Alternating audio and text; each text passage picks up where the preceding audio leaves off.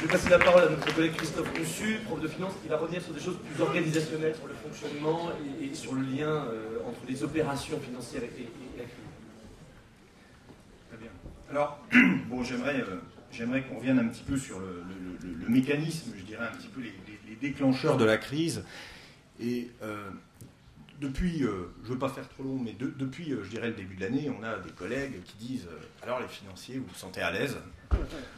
Et alors je dis « Oui, moi je me sens très à l'aise. » Et donc je vais essayer de vous expliquer pourquoi je me sens très à l'aise. En fait, on se sent très à l'aise parce qu'on a dans nos enseignements un certain nombre de principes financiers qu'on explique depuis un certain nombre d'années. Moi, ça fait 15 ans que je donne des cours ici. Et donc, pour moi, je dirais que la crise, premièrement, elle n'est pas nouvelle.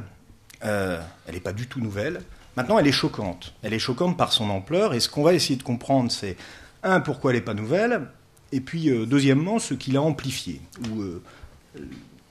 Alors, de quoi vient cette crise ? En fait, cette crise, elle vient, à mon avis, d'un oubli d'un certain nombre de principes financiers de base. Alors, un oubli de principes financiers, ça peut être aussi une incompétence. Et je pense qu'il y a, dans le secteur financier, un certain nombre de personnes qui ne sont pas compétentes.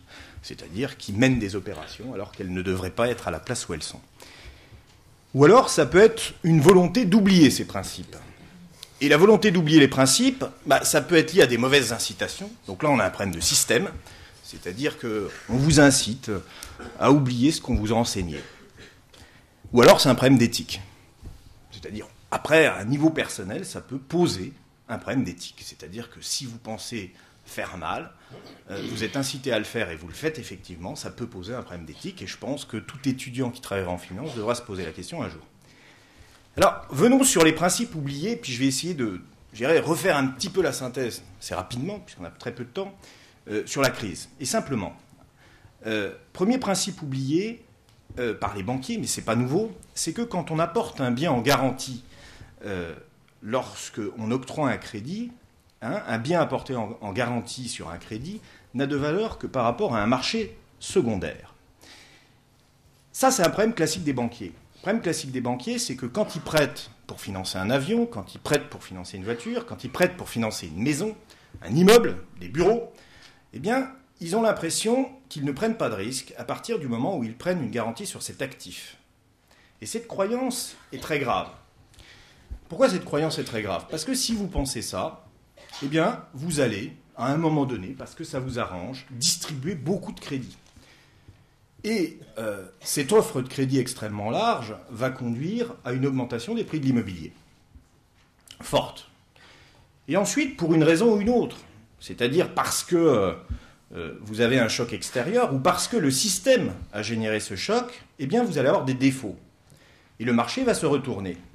Alors, l'origine de la crise, celle-là, c'est des crédits sur des maisons avec une demande très forte de la part des Américains de détention d'une maison. J'entendais hier sur Arte, effectivement, c'est le rêve américain, d'accord, d'avoir sa maison individuelle.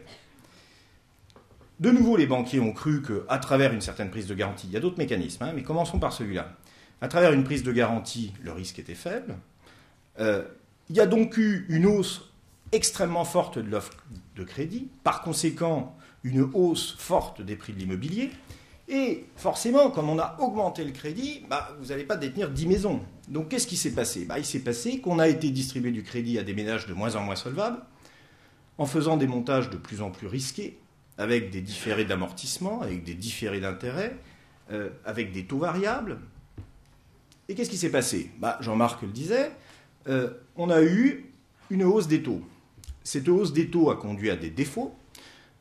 Ça a conduit par conséquent à un retournement du marché du crédit et également, par voie de conséquence, ou en même temps, c'est toujours compliqué à savoir, à une baisse des prix sur le marché de l'immobilier. Et donc par conséquent, la croyance que parce que j'assois mon crédit sur un bien immobilier qui a une valeur inscrite dans le marbre, je ne prends pas de risque, alimente une bulle sur le crédit, d'accord, qui finalement augmente l'offre de maisons sur le marché, qui rend la crise d'autant plus douloureuse. Alors ça, c'est une crise bancaire classique. Les banques françaises ont fait la même erreur au début des années 90 avec le marché immobilier. Donc, ce n'est pas une crise nouvelle. Au milieu des années 80, les banques américaines avaient déjà fait ça en finançant des compagnies aériennes et en finançant des avions. Donc, ce n'est pas une crise nouvelle. cette croyance que parce que je finance un actif physique, je ne prends pas de risque parce que j'ai une valeur. Je n'ai de valeur que par rapport à la valeur sur le marché. Deuxième principe, à chaque fois qu'on diversifie du risque, il y a un abaissement du contrôle. Alors ce principe, il remonte au moins à Berlemins 1932. En fait, dans cette crise, la nouveauté qui explique son ampleur, c'est que les banques ne gardaient pas tous les crédits octroyés dans leurs actifs, mais elles les revendaient, pour partie. Alors pourquoi elles les revendaient ? Elles les revendaient, et ça c'était l'idée noble derrière ça.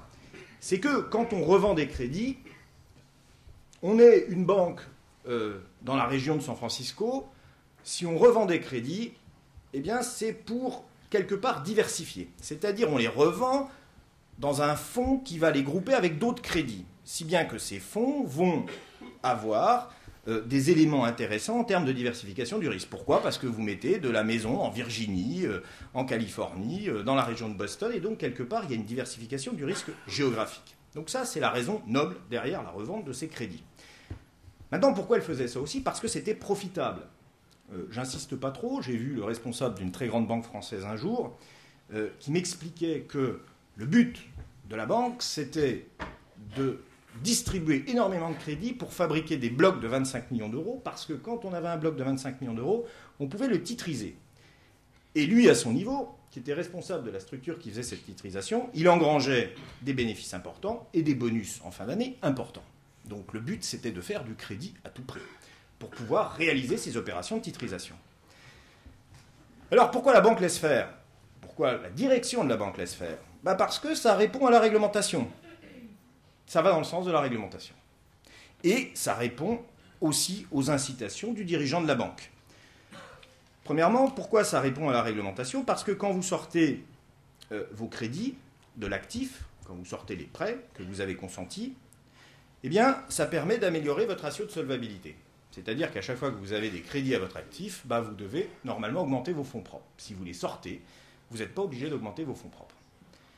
Alors, c'est si grave que ça d'augmenter ses fonds propres ? Oui, c'est grave dans la tête des dirigeants des banques, parce que ça diminue la rentabilité des capitaux propres. Plus votre dénominateur est fort, plus la rentabilité est faible. Donc, si on revient sur ça, si on rejoint les deux aspects, je fais de la titrisation, j'engrange des commissions. Et en même temps, j'améliore ma rentabilité des capitaux propres. Pourquoi j'améliore ? Parce que mon dénominateur ne change pas, mais mon numérateur augmente.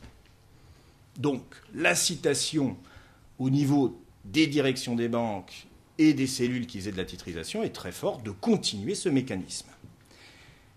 Alors, je reviens sur le principe quand même. Toute diversification du risque s'accompagne d'une baisse du contrôle. Si je reviens juste sur l'objectif noble, on diversifie le risque, oui. Maintenant, et ça on le sait depuis là aussi très longtemps, à chaque fois qu'on diversifie du risque, on a une perte de contrôle. Le contrôle, il s'agit de quoi ici ?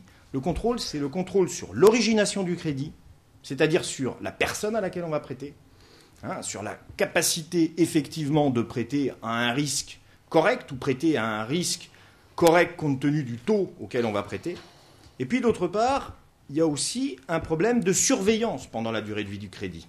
Si le risque part ailleurs dans le système, l'incitation du banquier à juste contrôler ou à aménager d'éventuelles difficultés avec un client disparaissent. Parce que finalement, le risque est ailleurs. Il n'y a plus de relation de long terme entre la banque et son client. Alors, troisième principe. Il n'y a pas d'augmentation de la rentabilité sans hausse du risque en finance. Jamais. La hausse du ROE, nous avons dit la hausse de la rentabilité des capitaux propres. On a une opération et un système qui conduit à une augmentation de la rentabilité des capitaux propres. Eh bien, ça s'accompagnait d'une hausse du risque. Hausse du risque, premièrement, parce qu'on prête sur des sous-jacents plus risqués. Hausse du risque aussi parce qu'en sortant les actifs, il y a une hausse énorme de l'endettement des établissements financiers, même si ça ne se voit pas. Et juste, et ceux que j'ai en cours le savent très bien, vous financez par fonds propres, le risque est de 1. Vous financez moitié par dette, moitié par fonds propres, le risque est de 2. Vous financez à 50 par dette et à 1 par fonds propres, le risque est de 100. Et donc, qu'est-ce que ça signifie ? Eh bien, ça signifie qu'on avait un risque monstrueux Qui sont coupables? Qui est coupable? Les analystes financiers, qui analysent des banques en regardant la rentabilité des capitaux propres, alors que la rentabilité des capitaux propres n'est pas un indicateur de création de valeur. Qui est coupable? Les dirigeants de banque aussi. Pourquoi? Parce qu'ils n'ont pas expliqué aux analystes qu'ils ne devaient pas être jugés sur ces indicateurs. Ils étaient peut-être rémunérés sur ces indicateurs. Une minute? Bon, 30 secondes. Augmentation de la rentabilité sans hausse du risque, les investisseurs aussi l'ont oublié. Pourquoi ces produits se sont propagés dans le monde? Parce que tous les investisseurs avaient l'illusion d'acheter un produit avec un delta de rentabilité tout en prenant le même risque, avec la complicité des agences de notation et avec la complaisance ou l'oubli ou des autorités de réglementation. Et donc par conséquent, on a eu un juste retour à la moyenne, c'est-à-dire que le risque aujourd'hui est correctement rémunéré. Alors, un dernier principe bafoué. L'horaire. Ce qu'on a fait, oui, un dernier principe bafoué, l'horaire. Un dernier principe bafoué. Le système, ça a été de dire qu'en découpant des actifs, on crée de la valeur. Ça aussi, on sait depuis très longtemps que la taille du gâteau n'augmente pas lorsque l'on augmente le nombre de parts. Hein? Et ça, vous connaissez d'où vient ce principe. Maintenant, et je termine là-dessus, elle diminue même, d'accord, si ce qui reste sur la lame de couteau est relativement épais.